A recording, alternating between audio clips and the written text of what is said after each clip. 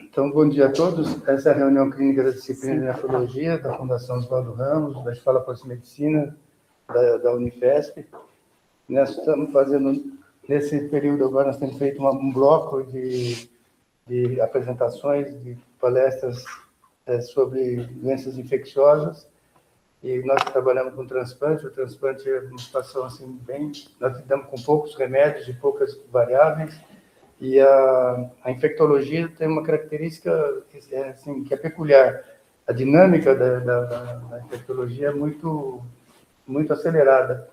Então, todo ano, o vírus da influenza, por exemplo, todo ano ele muda.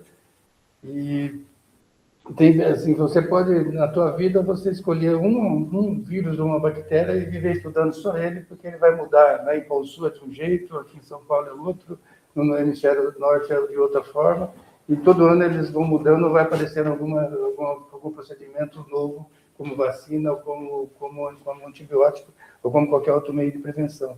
Então, a dinâmica da infectologia é muito mais acelerada assim, do que a dinâmica do transplante. E por isso que nós fizemos esse bloco agora, para entender melhor essas questões que envolvem não só a infectologia no transplante, mas também na comunidade. Nós convidamos hoje a doutora Nancy Beley. A Nancy ela é professora afiliada da disciplina de doença infecciosa e parasitária da Unifesp, graduada aqui na Escola Pós-Medicina, fez mestrado, doutorado, tudo aqui na infectologia da Unifesp. E a Nancy, toda vez que tem alguma pandemia ou alguma questão infecciosa, nós chamamos o Celso Ganato e a Nancy. E a Nancy tem tanto o Celso como a Nancy tem uma forma extremamente didática de passar as informações e o vasto conhecimento que eles têm, direcionado para aquilo especificamente que nós estamos falando. E nós estamos fazendo um caso clínico só para ilustrar, para discutir o caso, só para mostrar o caso. Quem vai falar é o João Gregory, que é graduado em medicina há 4 anos atrás, do Centro Universitário de Várzea Grande. Ele fez residência médica e clínica, residência médica em nefrologia aqui na Unifesp. João. Então, bom dia a todos. Eu vou apresentar um caso que a gente manejou aqui na nossa UTI, que deve exemplificar um pouco do que a doutora Nancy vai comentar hoje na aula. Então, aqui a gente tem uma paciente feminina de 60 anos, doente renal crônica por DRPAD, tá? Fez um transplante primitívo lá em 2017, princípio doador padrão, sem particularidades cirúrgicas, com a creatinina basal ali em torno de 1,5 a 2. Tá? De imunossupressão, ela usava prednisona, tacrolimus e azathioprina, e seguia com suas profilaxias, Bactrim e omeprazol. E de eventos pós-transplante de relevância, essa paciente desenvolveu um diabetes no pós-transplante. Então, o que acontece com essa paciente? Ela nos procura no ambulatório, consulta de rotina padrão, com queixa de tosse seca há 5 dias, associada a hiporexia, astenia e dispneia. E essa dispneia vinha piora nos últimos 2 dias. Ela não tinha outras queixas para pensar em outros focos de infecção. Interessante que essa paciente referia contato com um familiar gripado. Tá? De exame físico, o que chamava atenção lá no ambulatório? Taquipneia, frequência respiratória de 34, mais taquicárdia, com a saturação de 90, já com alterações ali na ausculta respiratória, com roncos e crepitações, e um pouquinho mais edemaciado. De exames dessa paciente no ambulatório, que chamava atenção na piora da anemia, não tinha uma leucocitose ali importante, e uma piora de função renal bem relevante. A creatinina foi de 2,6 para 5,6. E aí a conduta inicial para essa paciente foi suporte lá no ambulatório, encaminhada diretamente aqui para a UTI do Hospital do Rio. Na admissão aqui na nossa UTI, paciente extremamente taquipneica, tá, queixando ainda de tosse seca. Saturação melhorou um pouco ali com suporte de oxigênio. Na admissão, a gente calculou o score SOFA, que é um score de prognóstico que prediz um pouco de mortalidade desses pacientes, 6 pontos, elevado. E de exames, o que chamou a atenção? Paciente tendendo a uma leucopenia, na verdade, tinha linfopenia, tá? PCR bem aumentado, de 45, e já com acidose metabólica, um lactato mais elevado. Qual que foi a conduta para essa paciente na UTI? Então, a gente deixou ela isolada, respiratória, coletou cultura, teste de influenza, Covid, exame de imagem, iniciou um antibiótico para ela, ceftriaxona e azitromicina. A princípio, é uma paciente que veio de casa, não teve internação recente, e a gente suspendeu a terceira droga da imunossupressão. Da imagem dessa paciente na admissão, chamava a atenção o raio-x bem alterado, com essa consolidação pegando em lobo superior e lobo médio. Tá? E aí, de interessante, nos exames iniciais dessa paciente, ela já veio com teste rápido ali para influenza positiva, influenza A, tá? E no dia seguinte, o laboratório já ligou falando que estava crescendo na hemocultura em 11 horas pneumococo, tá? Multi-S. Então, de conduta adicional para essa paciente, a gente associou o oseltamivir, já no comecinho da internação. E aí a imagem dela. Chama atenção, um acometimento bem importante ali de lobo superior, lobo médio, consolidação, cisto, tem um pouco de vidro fosco bilateral. Tá? E aí, qual que foi a evolução dessa paciente na nossa TI? Então, de diagnóstico dessa paciente, ela ficou com uma pneumonia por influenza, associada a um componente bacteriano aí por pneumococo e sepsis. Né? Essa paciente, ela chega com disfunção orgânica na nossa TI. E qual que foi a evolução? No dia seguinte, a paciente evoluiu com insuficiência respiratória, foi entubada, tá? Choque séptico, e precisou iniciar a hemodiálise. Tá? No terceiro dia, na verdade, a gente conseguiu extubar, tá, essa paciente. No 13º dia, desmame total de oxigênio. Tá? E no 15º dia, essa paciente teve alta da nossa TI. Dia atual dessa paciente, ela segue aqui na enfermaria, basicamente fazendo reabilitação motora e respiratória. Já foi retornada as imunossupressões dela. E persiste aí com a disfunção renal que a gente está aguardando recuperação, visto todo o quadro séptico e grave que ela teve. E ela era vacinada? Era vacinada. No ano passado. Então, Marcinho, obrigado. Nós pedimos para os residentes para apresentar sempre um caso, que é a introdução do assunto. Nós pedimos para fazer 2 slides, e o que eles fizeram é interessante. Eles dividiram os slides em 3 apresentações, cada um deles. Então, fica 20 slides. Bom, então, bom dia para quem ainda não falei bom dia. Como eu vi que vocês tiveram já uma aula de vacinas de vírus respiratórios, uma aula de pneumonia atípica, o que eu vou trazer um pouco do cenário epidemiológico e comentar algumas questões que estão sendo discutidas aos demais vírus respiratórios, além dos vírus mais importantes em saúde pública, comentar novidades de antivirais, né, e algumas questões que eu acho importante em relação a diagnóstico, que o pessoal sempre tem dúvida, né, mas estou à disposição depois se tiver alguma questão a mais sobre vacina. Esses são os meus conflitos de interesse. Bom, então, uma coisa que é muito importante, né, é que o cenário do acometimento das doenças respiratórias virais na população humana, ele é muito variável, né, como vocês sabem.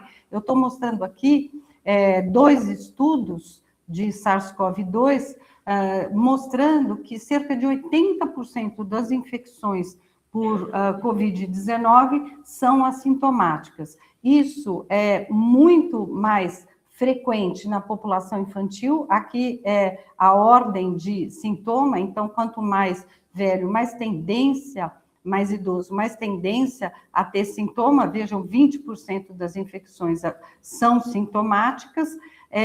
Em relação às variantes, né, no começo a gente tinha em torno de 20% a 25% das infecções por Delta, por exemplo, eram sintomáticas. Depois que surgiu a Ômicron, em torno de 12% só. Então, quase que 1 em cada 10 pacientes com infecção por SARS-CoV-2 vai apresentar sintoma, né? E também isso varia em relação a múltiplas infecções. Então, hoje em dia, a gente tem visto muito menos infecções sintomáticas por SARS-CoV-2, em termos de síndrome gripal, do que a gente via antes. Para outros vírus respiratórios, isso também é muito comum, infecção assintomática.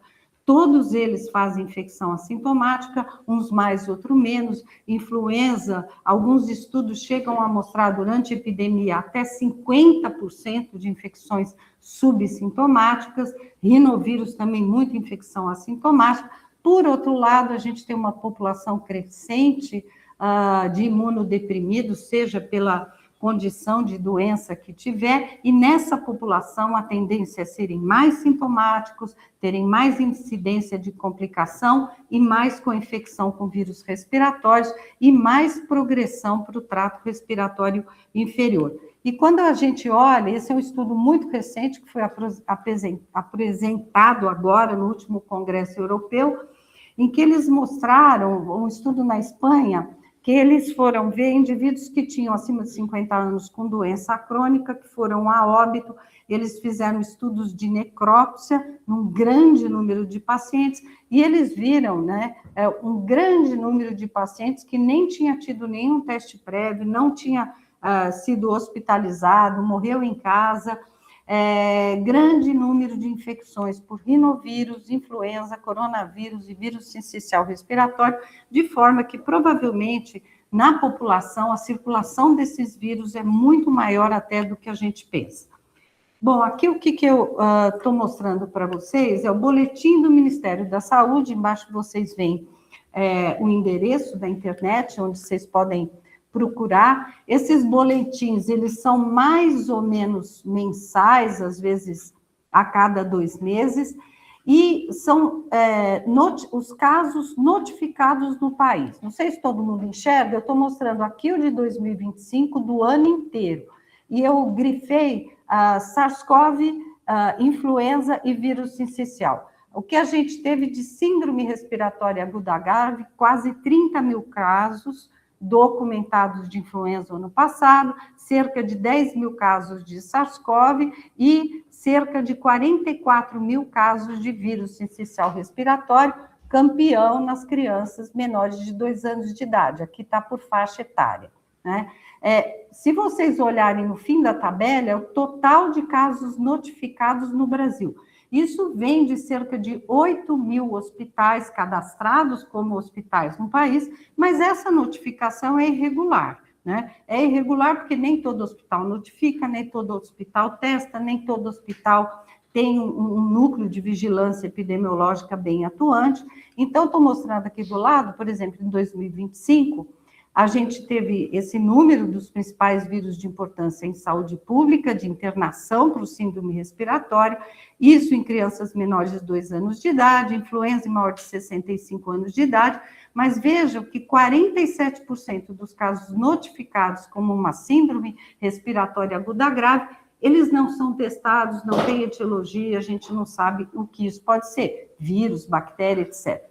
E estou mostrando aqui o ano de 2026, que a gente está num cenário da vacinação da gestante, que é a vacinação que atingiu, segundo o Ministério da Saúde, para vírus sincicial respiratório, 95% de aderência, e a gente está com uma expectativa muito grande para ver se esse número que eu falei de 36 mil casos do ano passado, a gente vai ter menos.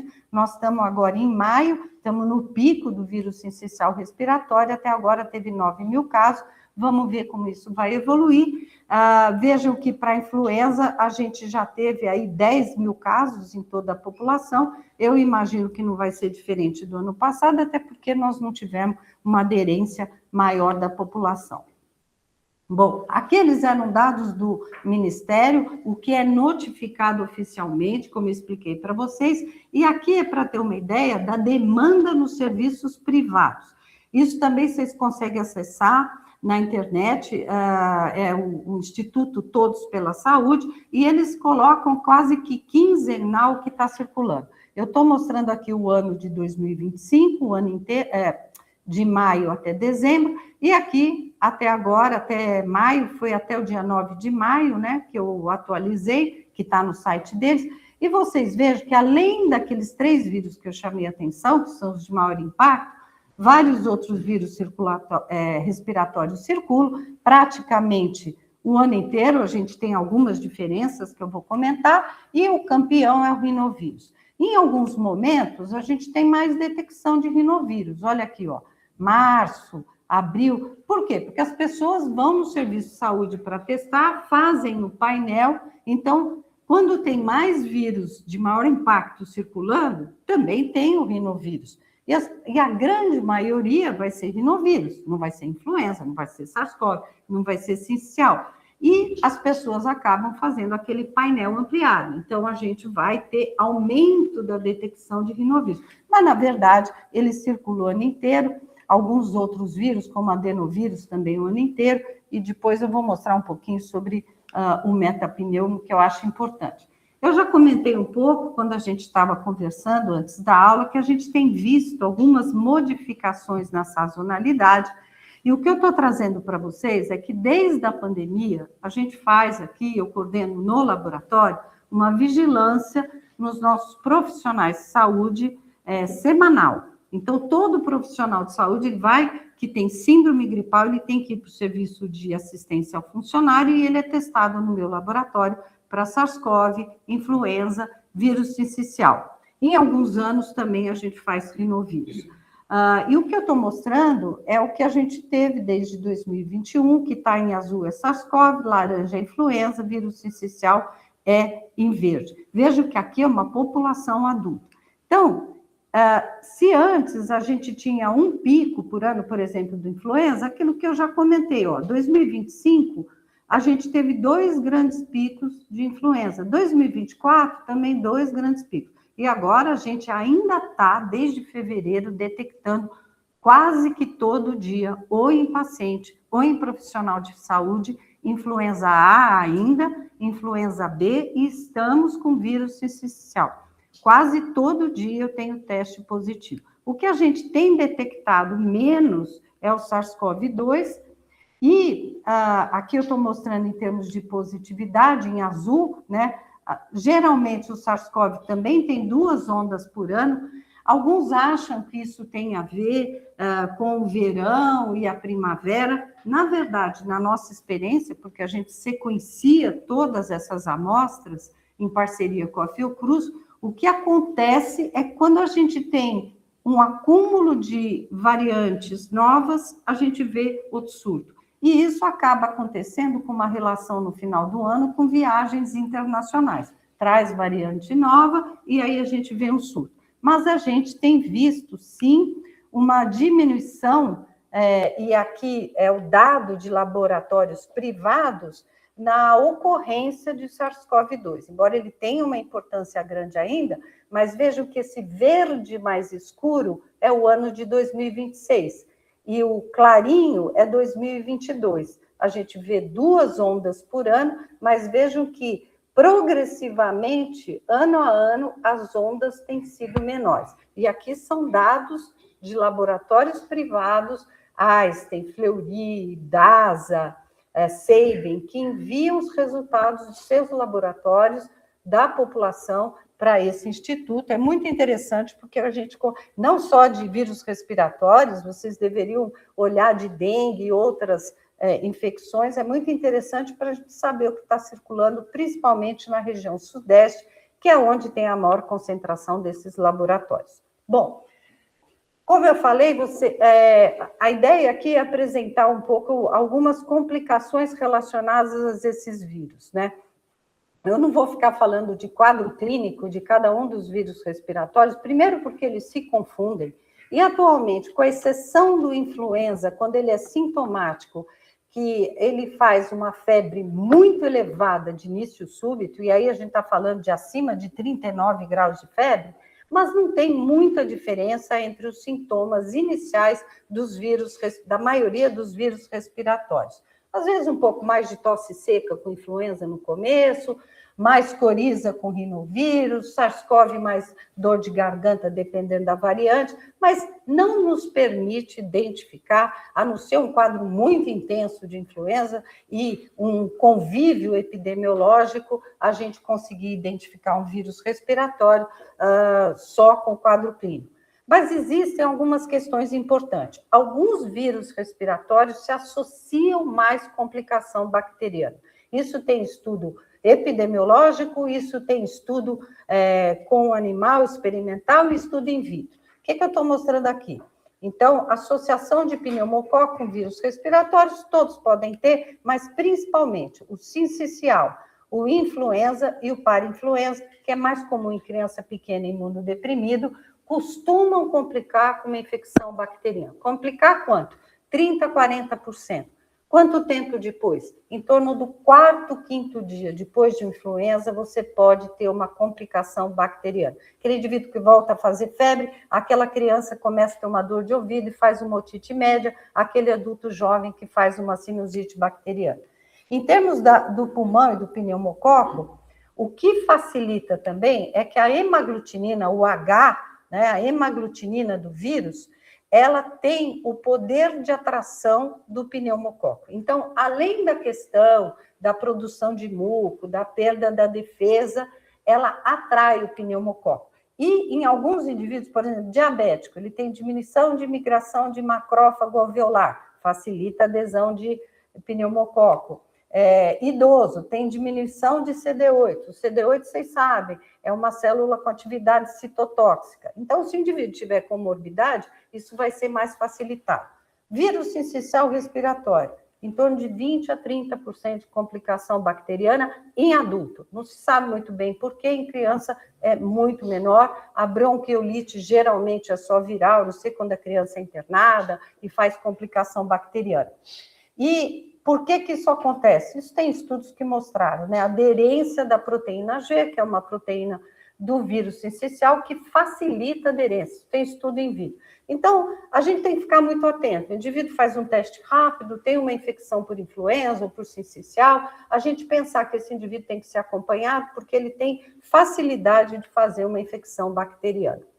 Mostrar um pouquinho os dados nossos de vírus sincicial respiratório. Eu gosto de mostrar esse estudo nosso, que é o dado em profissionais de saúde. Praticamente o ano inteiro, a gente tem em torno de 3%, e nos picos, né, quando a gente tem a sazonalidade, chega às vezes até 16%, 18%, 20% da síndrome gripal do profissional de saúde é o vírus sincicial. Se ele não testar e não usar máscara, ele vai chegar no hospital, e aqui à direita eu estou mostrando outro estudo nosso, que em vermelho estão os pacientes hospitalizados no Hospital São Paulo, e em azul estão os profissionais.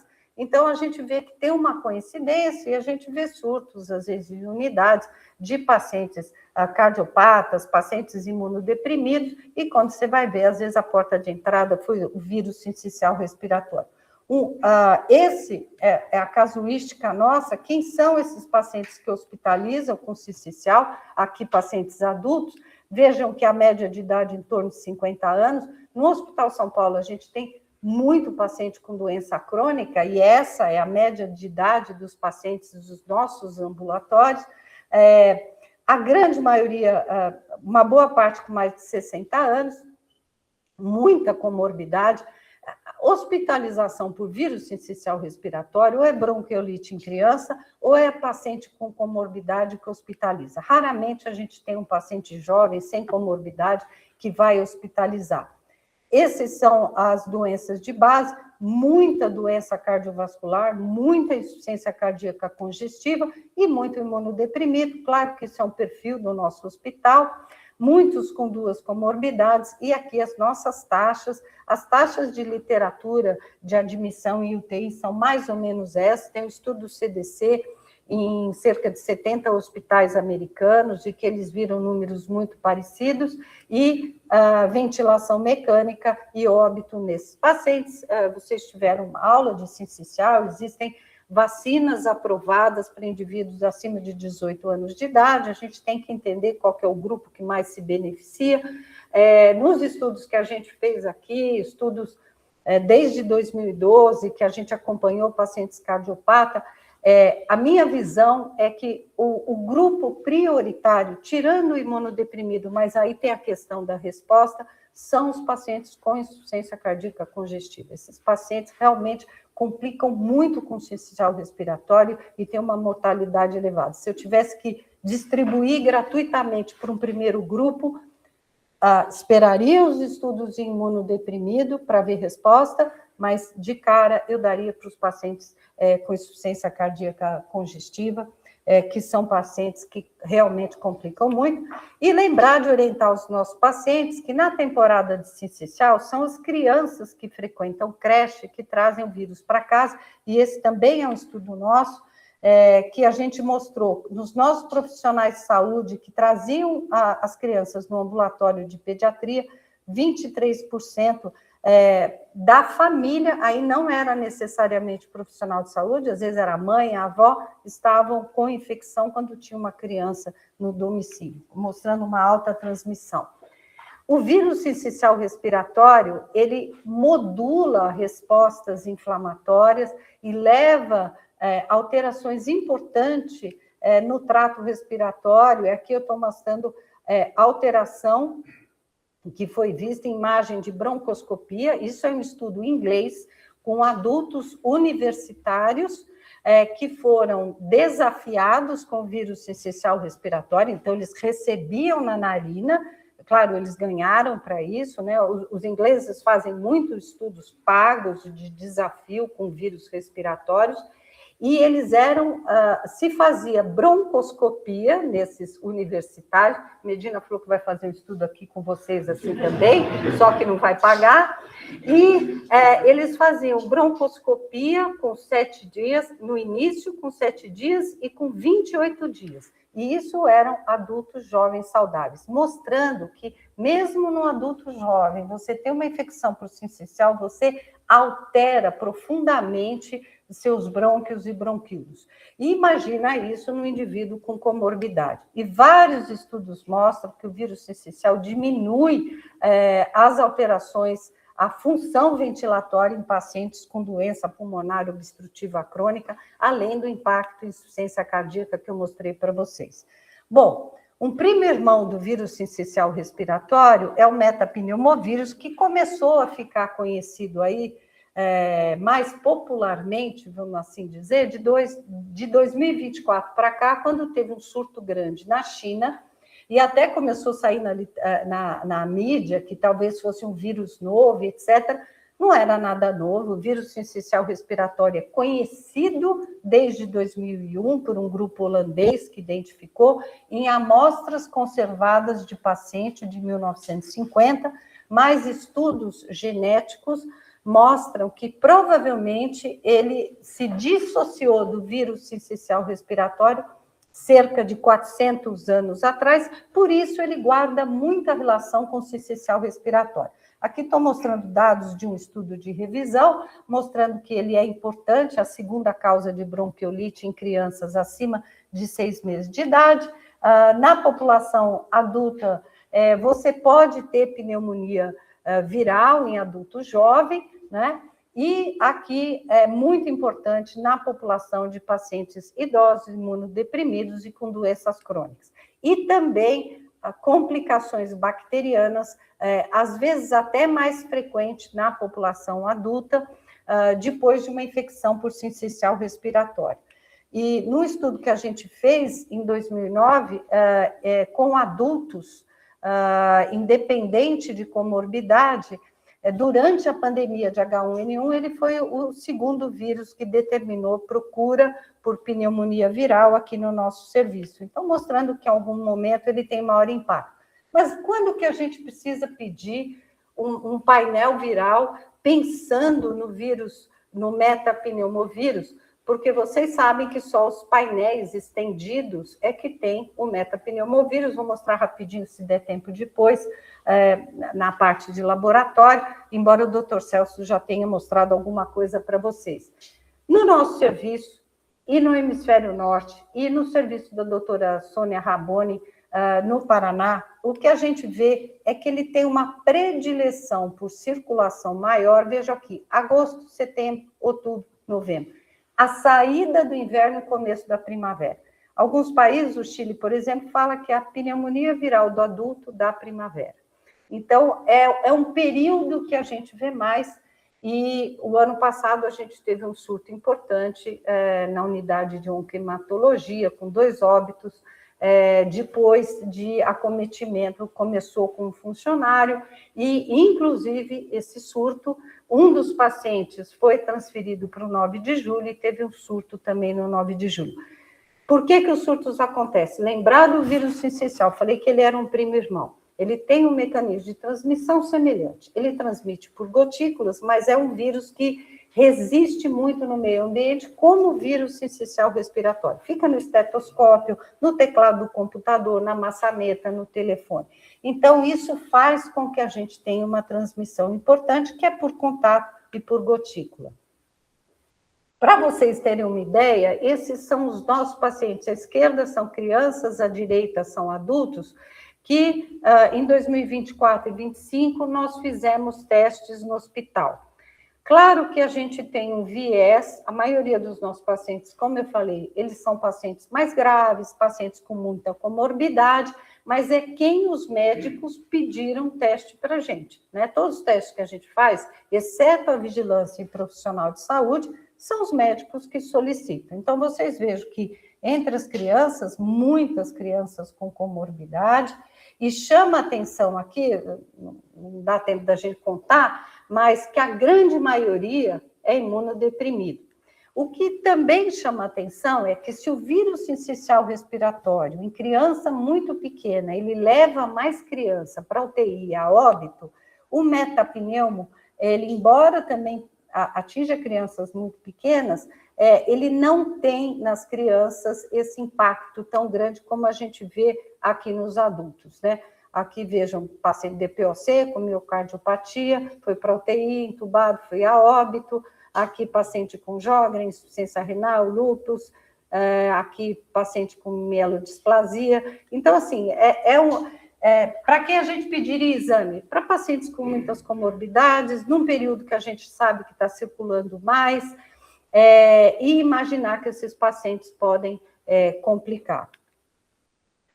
Falar um pouquinho do rinovírus. O rinovírus também foi uma grande descoberta recente. Não é nenhuma descoberta recente, é um vírus que é conhecido com inúmeros estudos desde a década de 60 nos Estados Unidos, mas como esses painéis virais começaram a ser muito aplicados depois da pandemia, começou-se a documentar mais infecções por rinovírus. Como eu falei, é um vírus que circula o ano inteiro. Ele é da família picornavírus, ele é um enterovírus, ele é um vírus que resiste no meio ambiente, então ele continua com facilidade circulando. Na pandemia, quando a gente usou máscara, fechou as cidades, ou seja, naquele momento de inúmeras intervenções não farmacológicas de controle, ele foi um vírus que continuou circulando. Por quê? Porque a gente pode adquirir através da mucosa ocular, então se eu uso máscara, mas eu cutuco algum lugar que tem rinovírus e coço o meu olho, eu consigo adquirir o rinovírus. Ele é resistente a álcool gel na grande maioria das concentrações, porque ele não tem uma cápsula externa, ele não tem, e isso faz com que não adiante usar determinada substância. Então, por isso, ele é um vírus que circula muito fácil e circulou na pandemia, e aqui estou mostrando para vocês as taxas dos nossos profissionais de saúde e pacientes o ano inteiro. Se vocês pegarem aqui todos os meses, a gente tem o ano inteiro, como eu já tinha mostrado naquele slide do Todos pela Saúde.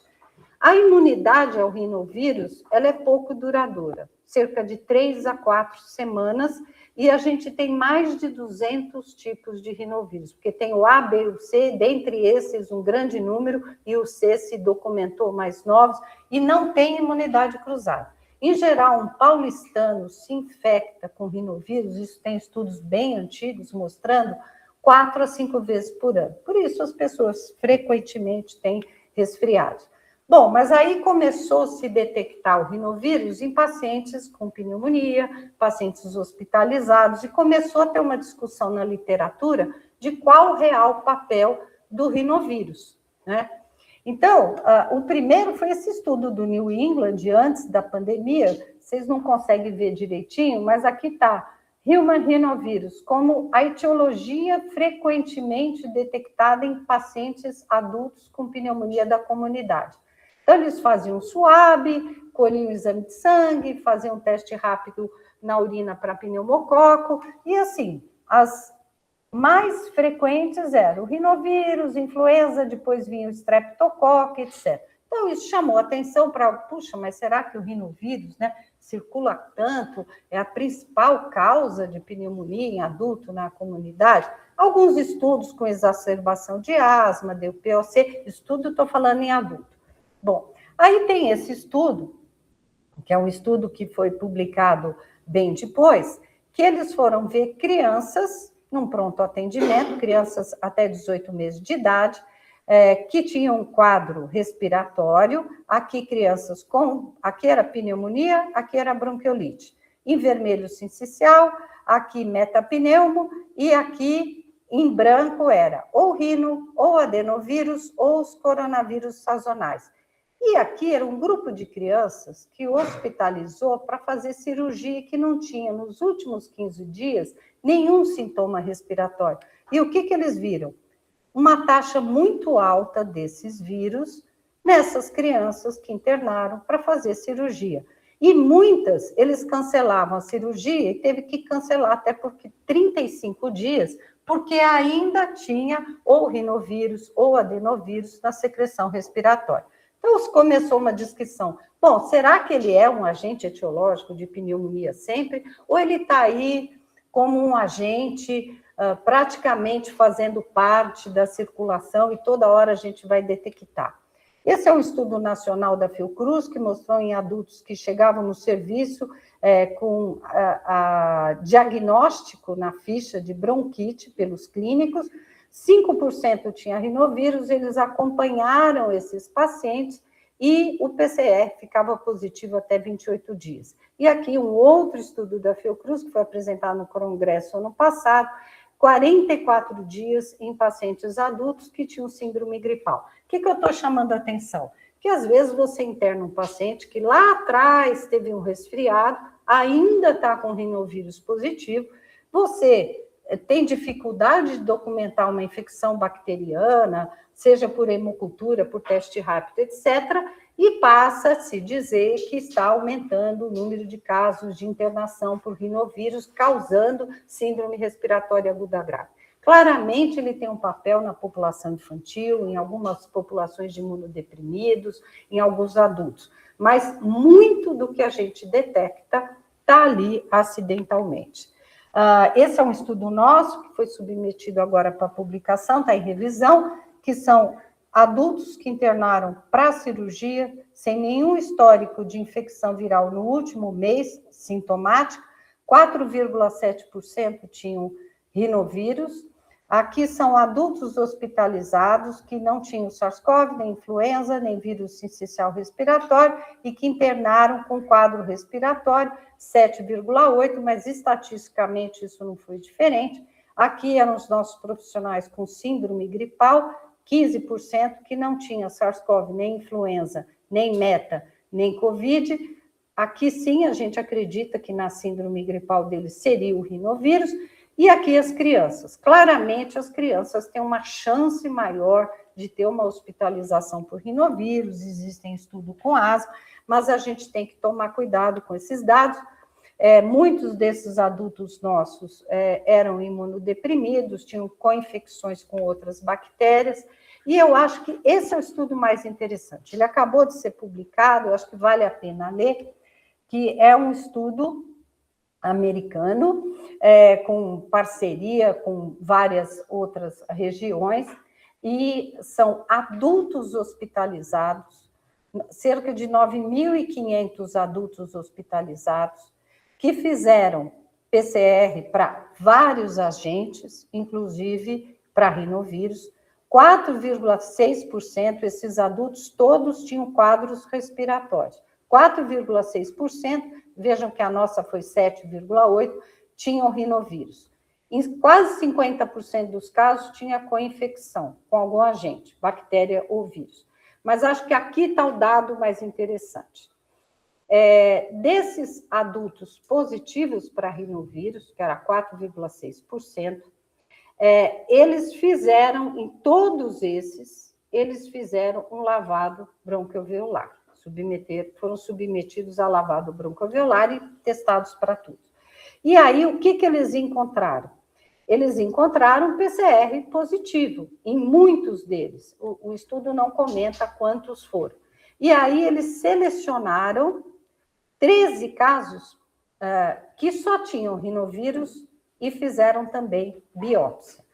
E só em 8, metade é que tinha sinais de pneumonia viral.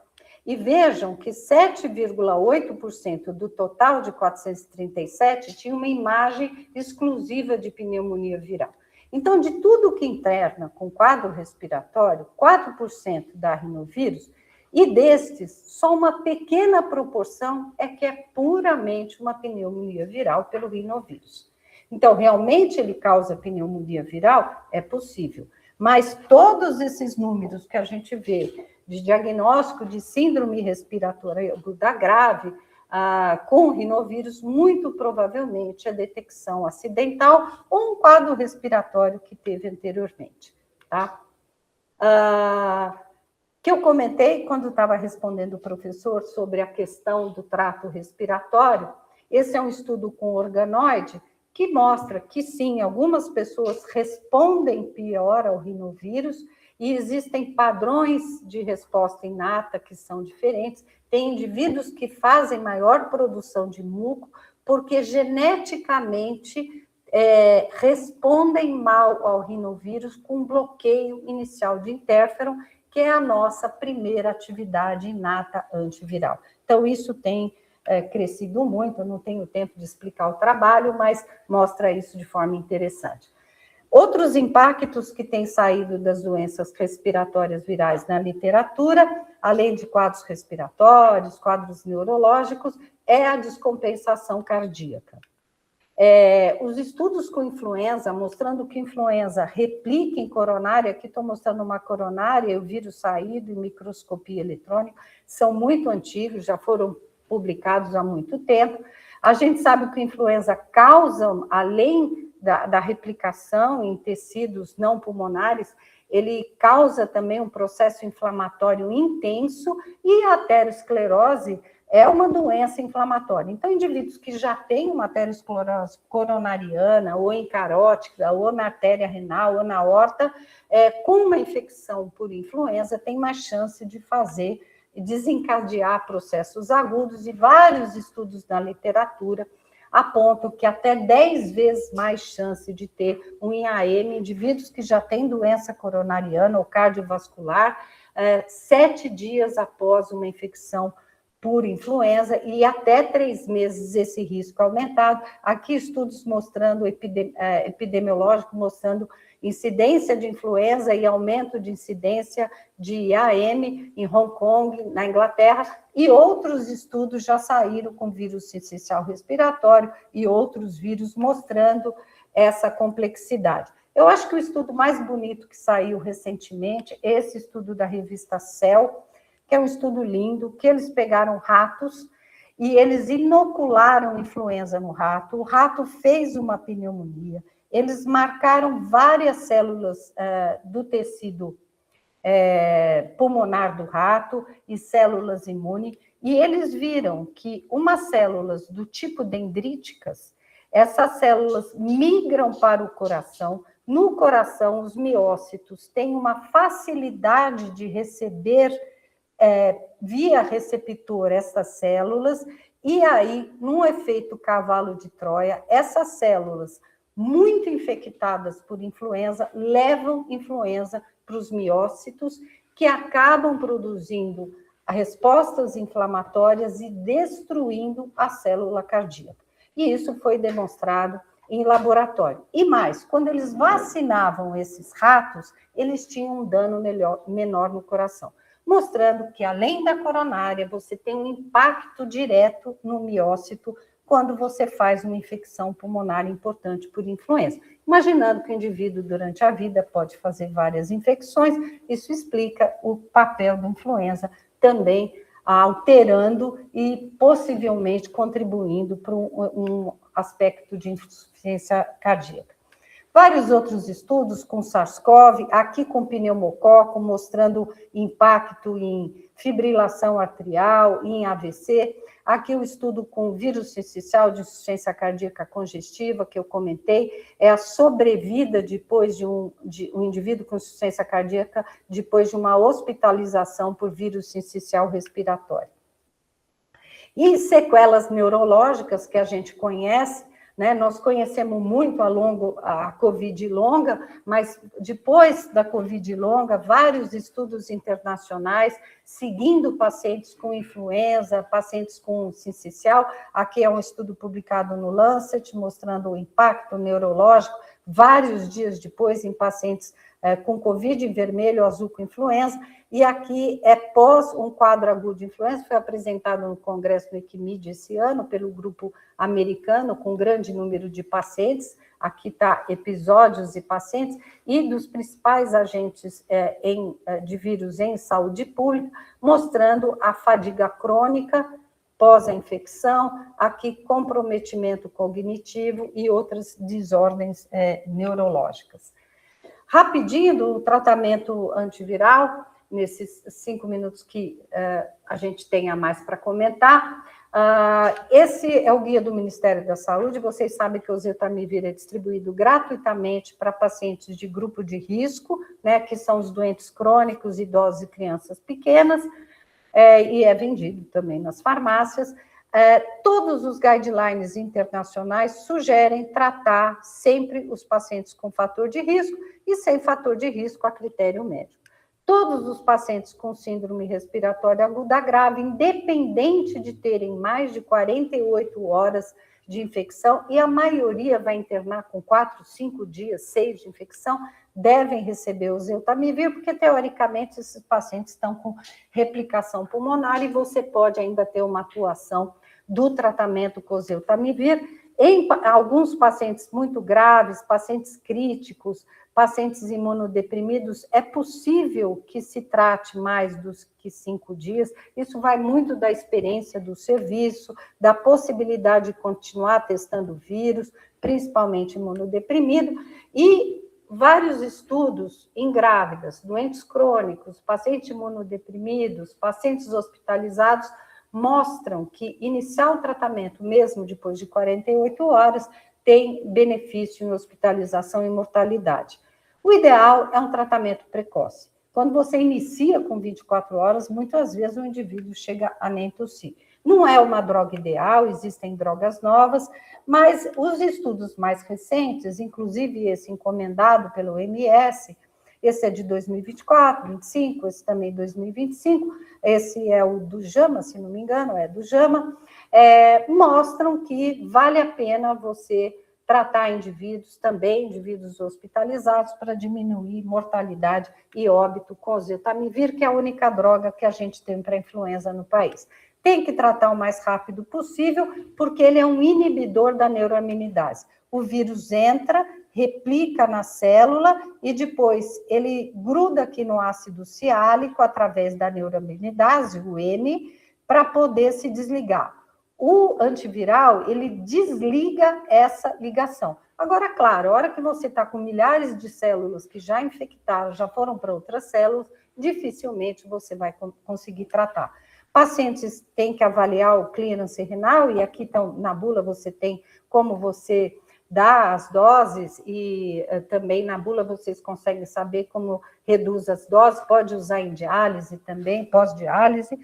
E eu acho que uma coisa muito importante, muito interessante, é a efetividade dele para prevenir influenza em surtos familiares, surtos em instituições. Então, vale muito a pena a gente usar a dose profilática quando a gente tem uma exposição até 48 horas a um caso suspeito ou confirmado. Os estudos mostram, e realmente isso a gente vê na prática, né? Já tratei paciente que estava com influenza, dei para a esposa, teimou de cuidar do idoso e dormir no mesmo quarto e não se infectou, consegui até seguir o PCR dela no meu laboratório. Então, a gente vê isso em vários estudos na prática também, e essa é uma revisão do Lancet recente.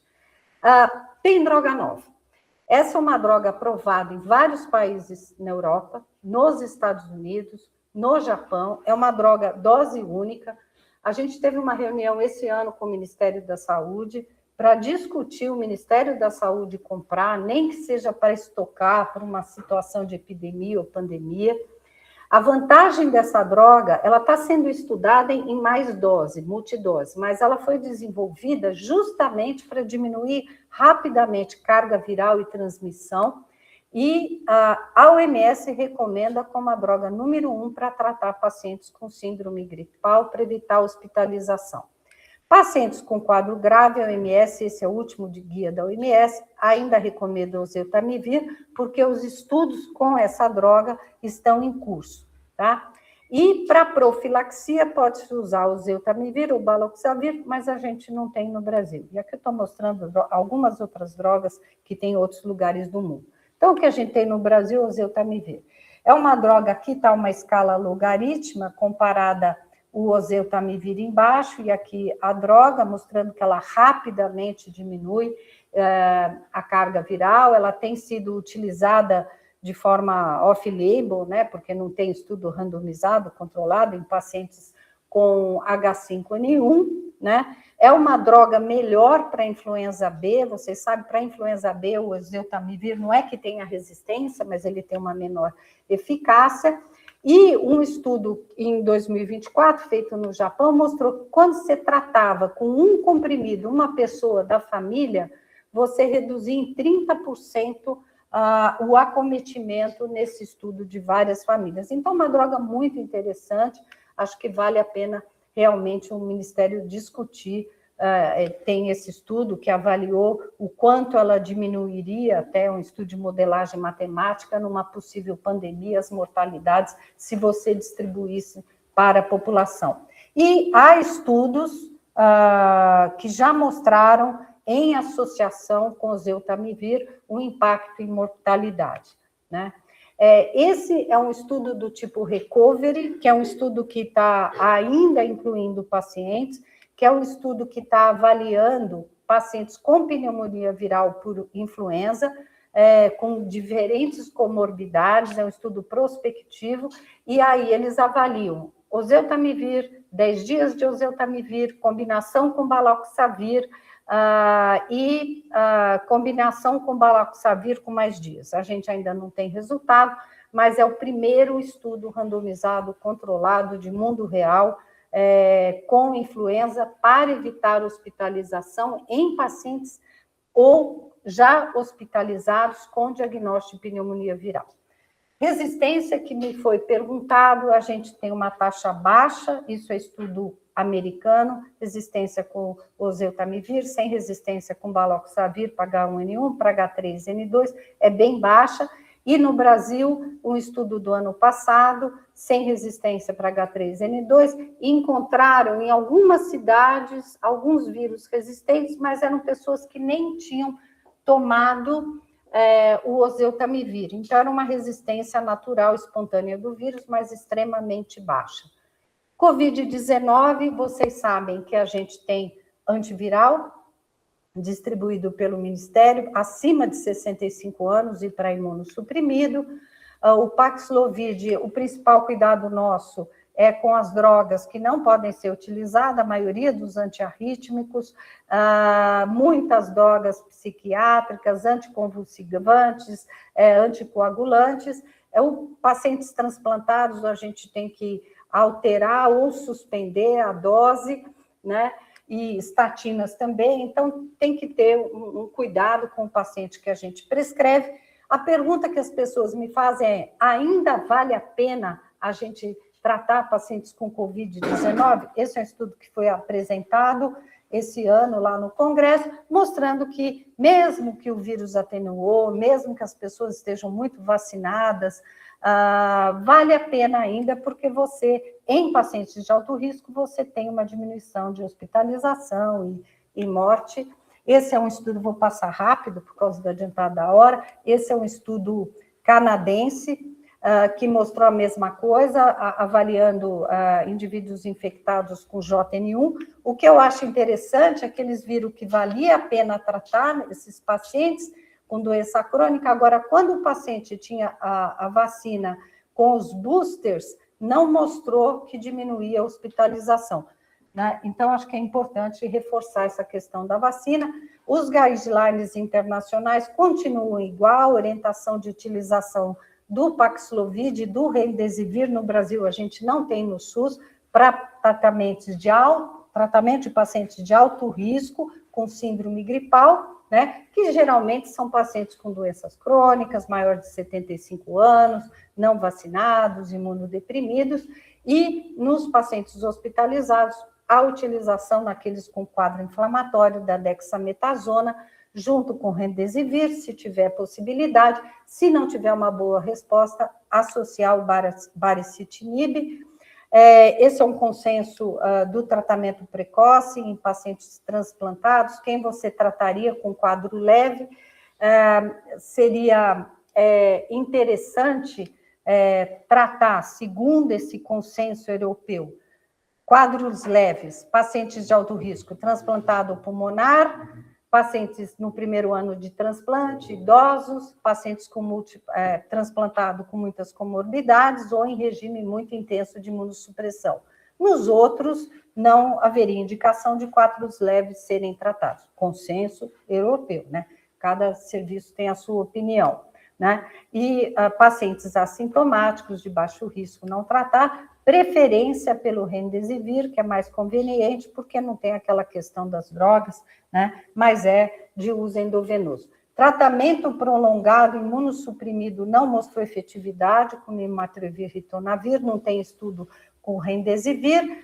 Essa é uma droga nova, já aprovada no Japão e que foi aprovada agora, semana passada, nos Estados Unidos, para tratamento de Covid-19, sem potencial de interação com aquelas outras drogas que eu mostrei do Paxlovid. Esse é um estudo que mostrou redução de hospitalização, a gente não tem no Brasil, e esse é um estudo de profilaxia que foi extremamente efetivo, acho que é muito interessante para paciente imunodeprimido, mas a gente também não tem no Brasil. Vírus sincicial respiratório, a gente só tem a ribavirina, esse é o único estudo que comparou, não é um estudo randomizado controlado, é um estudo que harmonizou vários estudos observacionais e viu que realmente quando você usava a ribavirina com aerosol, associada à gama-globulina ou algum imunomodulador, diminuía a progressão para pneumonia e mortalidade, mas o FDA e as sociedades internacionais consideram que a ribavirina não tem nenhum estudo demonstrando, randomizado, controlado, para utilização generalizada em tratamento de vírus sincicial. Isso é mais de experiência, principalmente em grupos de mais alto risco, né? Tem várias questões em relação ao uso da ribavirina. É muito difícil a gente, olhando uma tomografia, fazer diagnóstico dos diferentes vírus respiratórios. Estou mostrando alguns casos aqui para vocês, esse de influenza no idoso, aquele um lúpus com H3N2 SARS-CoV, ali embaixo o vírus sincicial, a gente não consegue diferenciar. Dr. Celso comentou esses exames que a gente tem disponíveis, cuidado com os testes de antígeno, né? A gente pode ter uma sensibilidade baixa. Eu gosto sempre de mostrar esse slide, que a gente pode fazer uma coleta a melhor possível, que é o nasofaríngeo aspirado, mas o escarro é muito bom para sincicial, para influenza, para metapneumovírus, e a gente pode fazer também. Cuidado quando faz um antígeno só nasal, 13% do nasal em relação ao nasofaríngeo a gente pode perder. Tem que cuidar também que tem excreção prolongada em imunossuprimido em criança pequena, aqui estudo com bronquiolite, aqui vejo até 18, 20 dias, estudo de pacientes com transplante e influenza com pneumonia, e aqui até 300 dias, um vírus sincicial em unidade oncohematológica, e aqui excreção viral de SARS-CoV, 2 estudos que a gente publicou. Esse é um paciente que ficou com SARS-CoV 431 dias, e tinha sintoma aí, voltava, um imunodeprimido grave, e aqui uma criança com leucemia, que ficou 1 ano, ela não agravava, chegamos a usar do GRAC Remdesivir off-label, e os transplantadores acabaram transplantando a criança porque ela não se livrava do vírus. Ela viveu depois do transplante, mas depois acabou tendo, 2 anos depois, uma outra complicação e morreu. Lembrar que persistência viral, ela não está relacionada a pior prognóstico, em alguns pacientes imunodeprimidos, em outro pode estar. E aqui, acho que para terminar, um fluxograma, né, que as pessoas me perguntam, pô, mas sempre a gente tem que pedir o painel viral, né? Para quem que a gente tem que pedir o painel viral? Ou faz só o teste de antígeno? Acho que esse fluxograma é interessante. Primeira coisa, avaliar quem é o paciente, né? Faz um teste rápido. Se tem um COVID, pode ter uma infecção superajuntada, pode, aí dependendo do risco, você vai partir para um painel ou não. Se é de alto risco, faz de cara o painel com múltiplos agentes, para não perder tempo, inclusive para tratamento. Se o risco é moderado, é uma doença crônica, mas não é imunodeprimido, é um paciente que está razoavelmente bem, faz um painel simples, SARS-CoV-Flu e RSV. Se é sem risco, você pode aguardar, vai depender dos contatos dele. O paciente é de baixo risco, mas mora com transplantado. Bom, então vamos fazer pelo menos um painel molecular simples. Se não tiver um resultado interessante, partimos para um painel com múltiplos agentes. Eu acho que era isso, desculpa me atrasei, mas era muita coisa.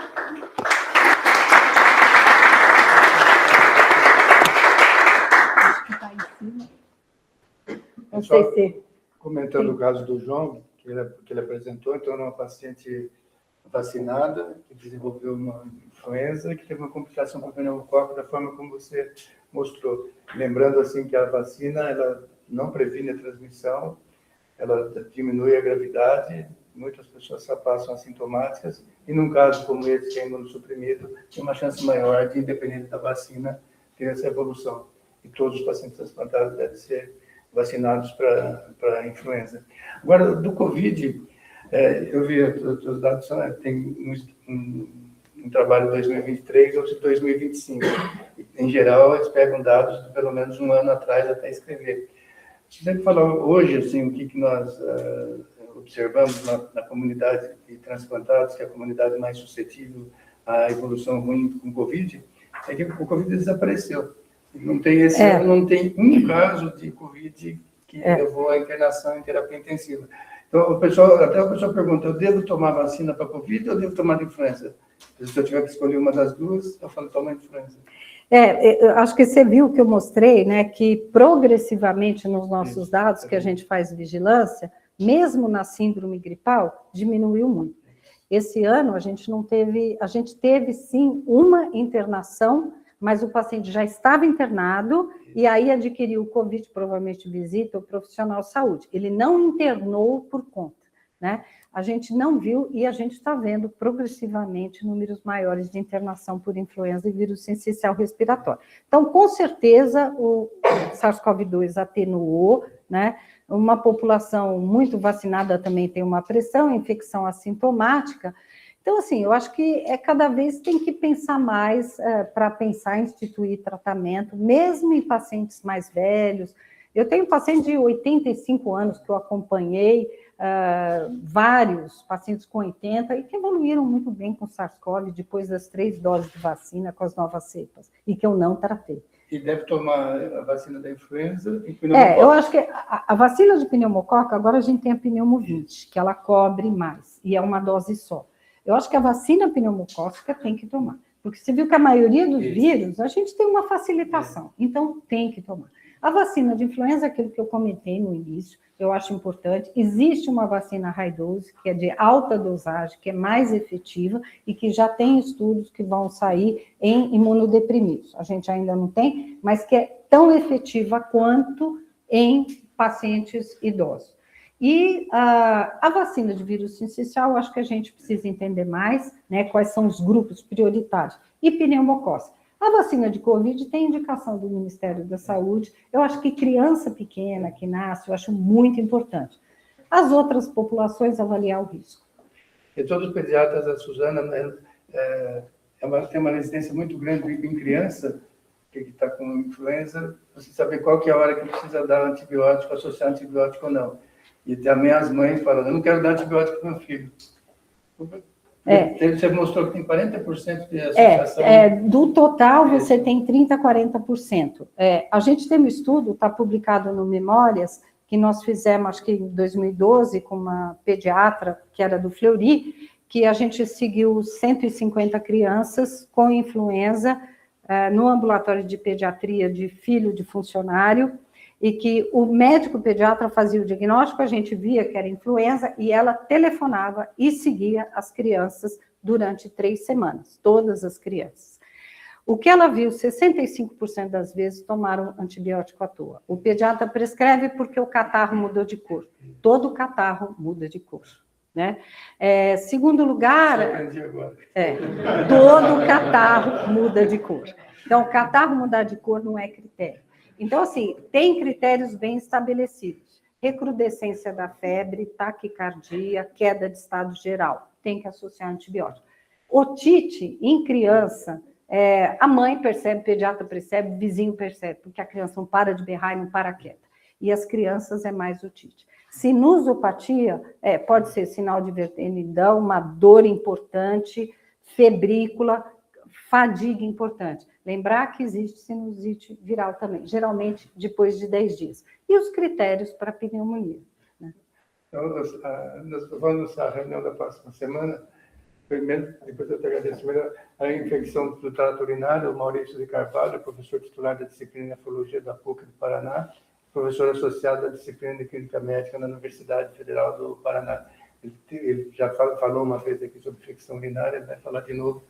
Nancy, eu queria te agradecer, você tem uma experiência prática enorme, assim, então você tem resposta, você tem um laboratório, você faz tudo, assim, você conhece a infectologia de uma maneira excepcional, porque você não é só do escritório, nem só do laboratório, você faz a cadeia inteira, desde o laboratório até a prática clínica. Isso traz informação, quem é pai ou mãe que está aqui assistindo, prestou muita atenção no que você falou, independente de quem cuida de transportado. Eu queria te agradecer muito mais uma vez, toda vez que nós precisamos, você está disponível, e mais uma vez a forma didática, como você apresenta tudo. Parabéns aí, e como eu disse, a infectologia é muito dinâmica mesmo.